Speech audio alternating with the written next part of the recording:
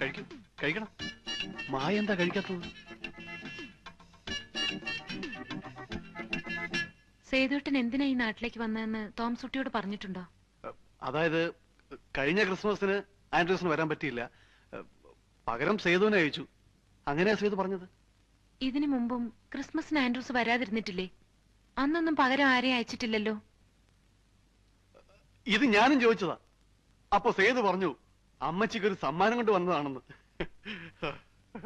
സമ്മാനോ? എന്ത് സമ്മാനം? എന്ത് സമ്മാനം എന്നാ പറഞ്ഞത്? ക്രിസ്മസ് സമ്മാനം.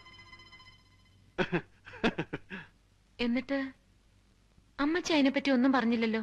അയ്യേ, അങ്ങനെ പറയാൻ മാത്രമുള്ള ഒന്നും ഉണ്ടാവില്ല. മാലയോ സാരിയോ അങ്ങനെ എന്തെങ്കിലുമൊക്കെ ആയിരിക്കുന്നേ. ശരി, ഞങ്ങൾ ഇറങ്ങട്ടെ. ഇനിയിപ്പോ ഇതൊന്നും പോയി അമ്മച്ചിയോട് ചോദിക്കണ്ട കേട്ടോ, നാണക്കേടാ.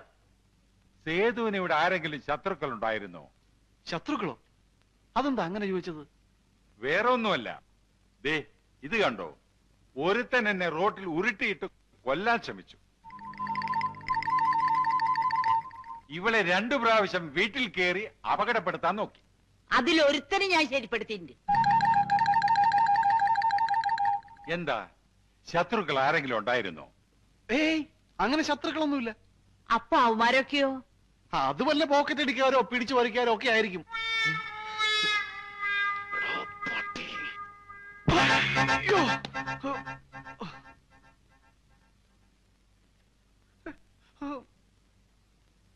ഞങ്ങളൊക്കെ പിടിച്ചു പറിക്കാരും പോക്കറ്റ് അടിക്കാരും, നീ മാത്രം മാന്യൻ അല്ലടാ. അയ്യോ, അത് ഞാനൊരു അബദ്ധം പറഞ്ഞു പോയതാ. നിന്റെ ഒരു അബദ്ധം. പിടിച്ചോ പിടിച്ചോ, പിടിച്ചോ. എന്താ ചെയ്യേണ്ടെന്ന് പറ, അതുപോലെ ചെയ്തോളാം. നീ അവളെ മറക്കണം. മറക്കണോ? ഞാനെന്തിനാ മറക്കുന്നത്? അതങ്ങ് പള്ളി പോയി പറഞ്ഞാ മതി. അതേടാ, ഇനി നിന്റെ കാര്യം പള്ളി തന്നെ പോയി പറയേണ്ടി വരും. ആരോട് ചോദിച്ചിട്ടാടാ നീ അവളുടെ ചേട്ടൻ സമ്മാനം കൊണ്ടുവന്നാണെന്ന് പറഞ്ഞത്? ഇനി ഒരൊറ്റ മാർഗമേ ഉള്ളൂ. നീ അവന്റെ കൂട്ടുകാരനല്ല അങ്ങോട്ട് പറഞ്ഞേക്ക്. ഒന്ന് പോടാ. സേതു ഇവിടെ വന്നതിനെ കുറിച്ചും ആത്മഹത്യ ചെയ്യാനുണ്ടായ സാഹചര്യത്തെ കുറിച്ചും നമ്മൾ ഒരു കഥ ഉണ്ടാക്കണം. ആ കഥ അവളെ പറഞ്ഞ് വിശ്വസിപ്പിക്കണം. സേതുവിന് വേണ്ടി ജീവൻ വരെ നഷ്ടപ്പെടുത്താൻ തയ്യാറായ സുഹൃത്തുക്കളാണ് നമ്മളെന്ന് ആ കഥയിലൂടെ സ്ഥാപിച്ചെടുക്കണം. അതായത് ഈ കഥയിലെ നായകൻ സേതുവാണെങ്കിലും കയ്യടി കംപ്ലീറ്റ് നമുക്കായിരിക്കും. തോമസ് കുട്ടി, ഇവിടെ വരൂ. നാളെ 4 മണിക്ക് ഞങ്ങൾ കോഫി ഹൗസിന്റെ മുമ്പിൽ കാണും. നീ അവളെ കൊണ്ട് അവിടെ വരണം. ഓക്കെ? 4 മണി എന്ന് പറഞ്ഞാൽ 4 മണി. 1 മിനിറ്റ് താമസിക്കരുത്. പിന്നെ ഒരു കാര്യം, അവിടെ കൊണ്ടുവരുന്നവരെ അവളോട് ഒരു അക്ഷരം മിണ്ടാൻ പാടില്ല. മിണ്ടാൻ പാടില്ലേ? പിന്നെ അവളെ ചോദിച്ചാൽ എന്ത് പറയും? ചോദിച്ചാ പല്ലുവേദനയാണെന്ന് പറഞ്ഞേക്കാം. നാളെ ഞാൻ കൊണ്ടുവരികയും ചെയ്യും, നിന്നെയൊക്കെ പരിചയപ്പെടുത്തുകയും ചെയ്യും. കാത്തിരുന്നോ. എന്താ പറയാനുണ്ടെന്ന് പറഞ്ഞത്? വേറൊന്നുമല്ല, സേതുവിനെ കുറിച്ച് തന്നെ. പിന്നെ സേതുവിന്റെ കൂട്ടുകാരാണെന്ന് പറഞ്ഞ് ചെല്ലി ഇവിടെ നടക്കുന്നുണ്ട്. അവരെ കുറിച്ചും പറയാം. അതൊക്കെ ഈ വഴിയിൽ നിന്നിങ്ങനെ സംസാരിക്കണോ? എവിടെങ്കിലും പോയിരുന്ന് സ്വസ്ഥമായിട്ട് സംസാരിച്ചാലോ? മായ എന്ത് പറയുന്നു? എങ്കിൽ കോഫി ഹൗസിൽ പോവാം. അയ്യോ, കോഫി ഹൗസിലോ? വേണ്ട വേണ്ട. അതെന്താ?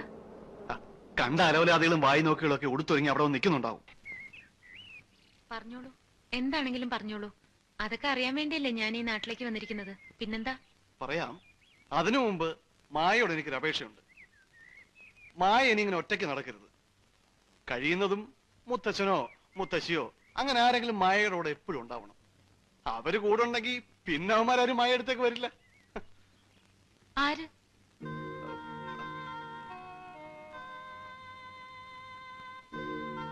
ആരെ പറ്റി ഈ പറയുന്നത്?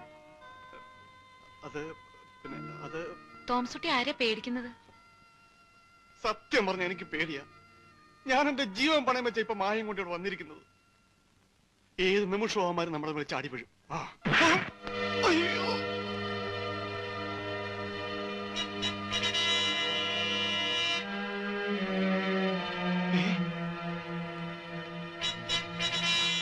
ഹലോ. നീ കാറ്റ് ഊതിക്കൊല്ലടാ. എന്നെ കൊണ്ട് കാറ്റ് ഊതിക്കൊല്ലടാ.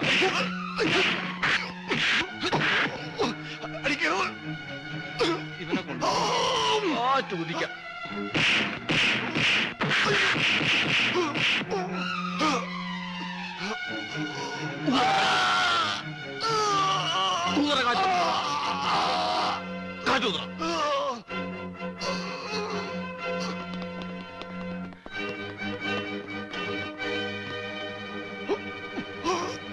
നില നില നില നില. നമുക്കിട്ട് വേല വെച്ചതല്ലേ, രണ്ടെണ്ണം കൊള്ളട്ടെ.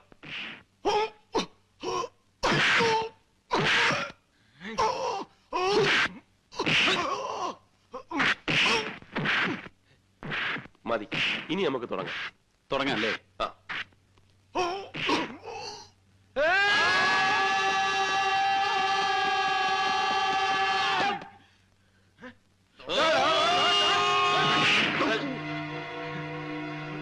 എന്ത് മതിയായല്ലേ അല്ലേ?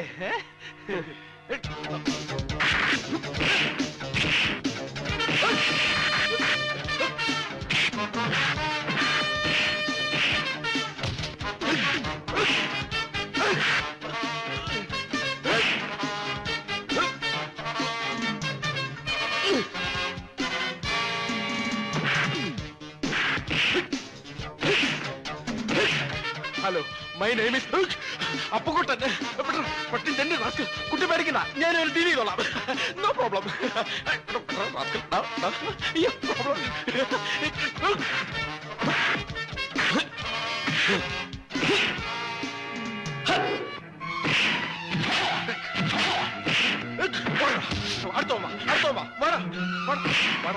നീ ഈ ഏരിയ കണ്ടുവരുന്നു. വാ, അടുത്തോ വാ. പാടാ പാടാ പാടാ.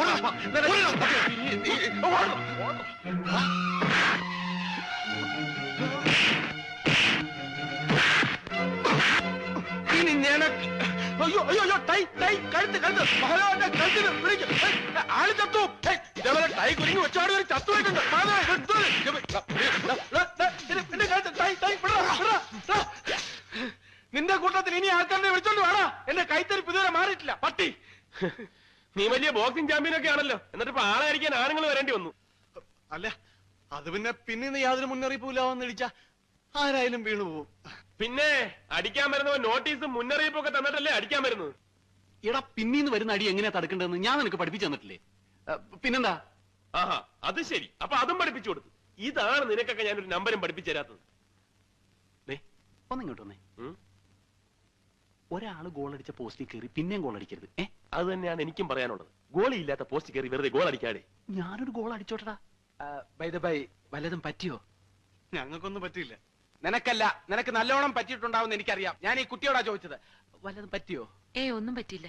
അത് തക്ക സമയത്ത് ഞാനും എന്റെ ഈ പിള്ളേരും വന്നതുകൊണ്ടാ. അല്ലെങ്കിൽ കുട്ടിയുടെ ചാരിതാർത്ഥ്യം വരെ നഷ്ടപ്പെട്ടേനെ.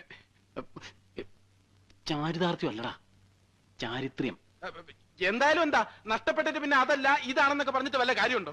ആക്ച്വലി സംഭവം ഒന്നിന് ബട്ട് കൊളോക്കിലി കൊളവാക്കണ്ട. പരിചയപ്പെടുത്ത് കൂട്ടുകാരാണെന്ന് പറയടാ.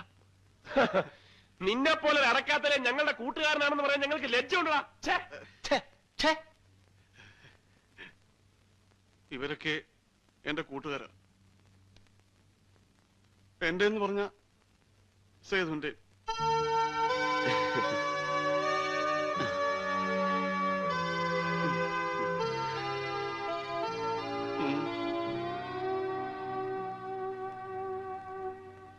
സേതു ആത്മഹത്യ ചെയ്ത് എന്തിനാണെന്ന് മായയ്ക്ക് അറിയണമല്ലേ?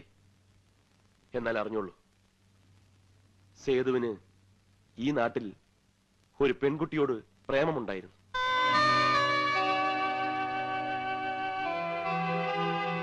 അവളെ കാണാനും അവളുമായിട്ട് അടുക്കാനും വേണ്ടിയാണ് സേതു ഇവിടെ കഴിഞ്ഞത്.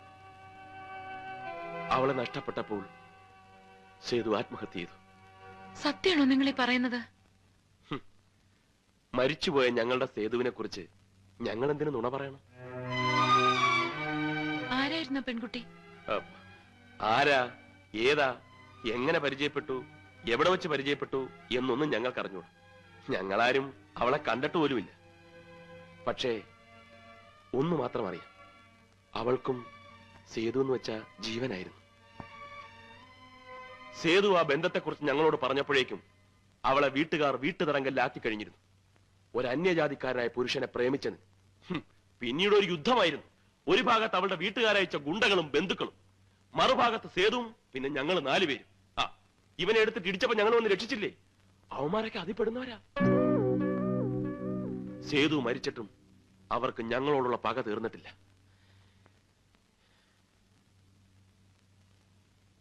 അതെയോ? ഈ ലോകം മുഴുവൻ എതിർത്താലും ഞങ്ങൾ സേതുവിനോടൊപ്പം നിന്നേനെ. അവളെക്കുറിച്ച് എന്തെങ്കിലും ഒരു സൂചന തന്നിരുന്നെങ്കിൽ ഞങ്ങൾ അവളെ തൂക്കിയെടുത്ത് സേതുവിന്റെ മുമ്പിൽ കൊണ്ടുവന്നിട്ടേനെ. പക്ഷേ സേതു അതിനൊന്നും സമ്മതിച്ചില്ല. ഞങ്ങൾ മാറി മാറി ചോദിച്ചിട്ടും അവളെപ്പറ്റി സേതു ഒന്നും പറഞ്ഞില്ല.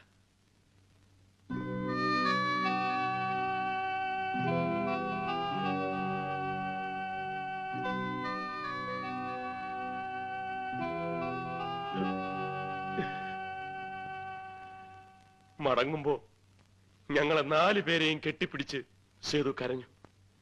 കണ്ണീരോടുകൂടി യാത്ര ചോദിച്ചവൻ ഇറങ്ങിപ്പോയി.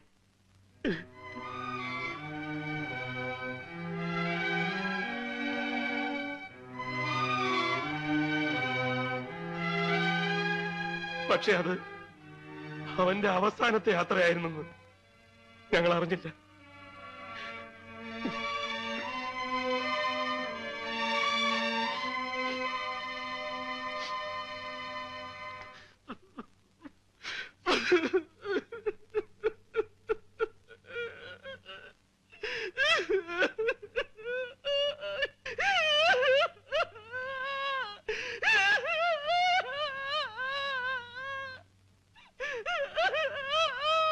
അപ്പുകുട്ടാ, അപ്പുകുട്ടാ, നീ വന്നേ.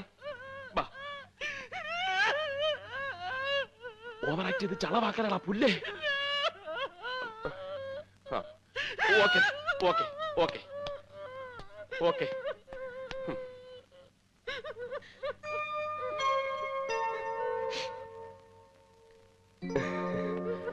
ഓക്കെ.